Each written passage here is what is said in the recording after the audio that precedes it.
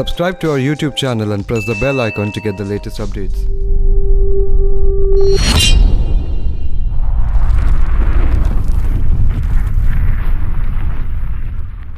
सबसे चहीता प्रोडक्ट हमारा ये ऐसा प्रोडक्ट है कि जो हमारे बायोफिट के अंदर एक अच्छा सेल होने वाला प्रोडक्ट जो CFC प्लस, हम जिसको बहुत बड़ी मात्रा में सेल करते हैं। राजस्थान में, गुजरात में, मध्य प्रदेश में इस प्रोडक्ट का बहुत बड़ी मात्रा में सेल होता है। किसानों के पास जितने भी गाय, भैंस, बैल, घोड़ा, बछड़ा, बकरी है, पोल्ट्री है, उसमें इसका इस्तेमाल होता है। देखो, हम गुजरात के लोग को न्यूट्रिशन जो है वो बहुत अच्छी तरीके से लोगों को बताते हैं।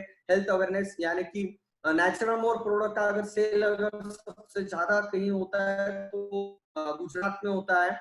तो हम लोगों को न्यूट्रिशन बहुत अच्छी तरीके से सेल करते हैं। हमारे जो हेल्थ रिलेटेड है, यानी कि हम ये बताते हैं कि आपकी बॉडी के अंदर जो जो कमियां हैं वो पूरी तरीके से नेचुरल मोर के माध्यम से कंप्लीट हो जाती है। लेकिन वैसे ही हमारे जो बैल होता है, गाय होती है, भैंस होती है,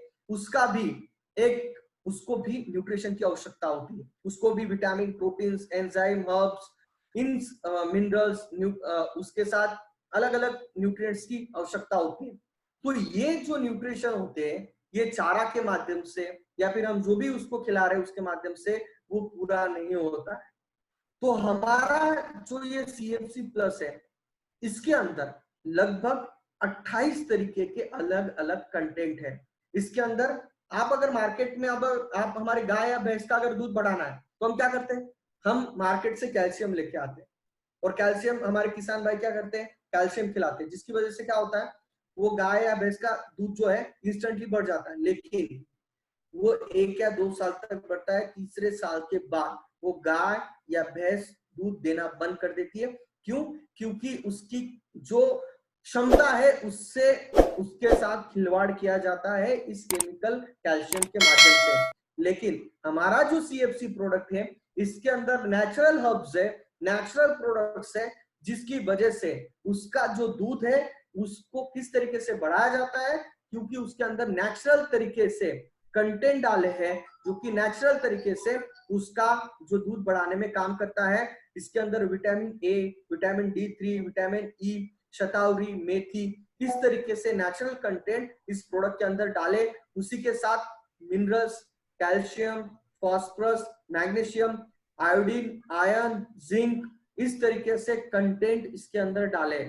आप किसी भी वेटरनरी डॉक्टर के पास चले जाओ, या फिर आप में से बहुत सारे लोग वेटरनरी डॉक्टर है, आपको पता है कि इस तरीके के कंटेंट एक ही जार में आपको नहीं मिलेंगे। उसी के साथ प्री और प्रोबायोटिक बैक्टीरिया जो जमीन को प्री और प्रोबायोटिक बैक्टीरिया जो हमारी गाय या भैंस को बहुत अच्छी तरीके से उसकी डाइजेस्टिव सिस्टम अच्छा रखने का काम करती है। तो ये CFC प्रोडक्ट हम हमारे गाय या भैंस को तो हम दे ही सकते हैं, जिसकी वजह से हमारे गाय या भैंस का दूध 20 से 25 दिन के अंदर 1 से 2 लीटर तक कम से कम बढ़ता है। कितना कम से कम बता रहा हूं, ज्यादा तो मैंने बहुत सुना है, 4 लीटर 5 लीटर तक भी दूध बढ़ा है, लेकिन यहाँ पर 1 से 2 लीटर तो गारंटेड यहाँ पर मिल्क प्रोडक्शन जो है ये होता है।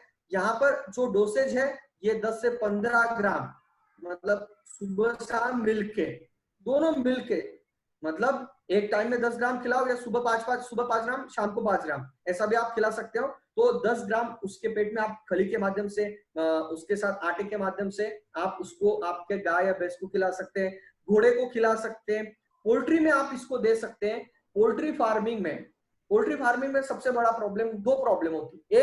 एक होती है मोर्टिलिटी, यानी कि जो आप चूजे लाते हो, मतलब जो किसान जो होता है वो चूजे जो लाता है वो मर जाते जल्दी, मतलब सब 100 लाए तो उसमें से सिर्फ 70-80 बाकी खत्म हो जाते हैं, क्योंकि उनको सही तरीके से न्यूट्रिशन नहीं मिलता या फिर उनकी इम्यून सिस्टम उतनी स्ट्रांग नहीं होती।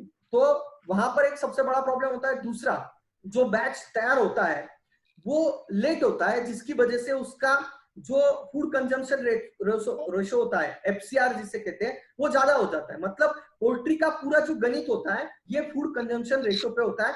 मतलब जितना ज्यादा फूड लगता है उतना ज्यादा वो जो है उसकी प्रॉफिटेबिलिटी कम होती जाती है। तो यहाँ पर जो बैच है वो कम से कम 4 से 5 दिन पहले ही कंप्लीट हो जाता है, क्योंकि इसके माध्यम से ये अगर हम पोल्ट्री में अगर उसके खाने के साथ मतलब 1 टन फीड के साथ 250 ग्राम तो 300 ग्राम मिक्स करके हॉपर में मिक्स करके हम उसको दे सकते हैं। अगर आपको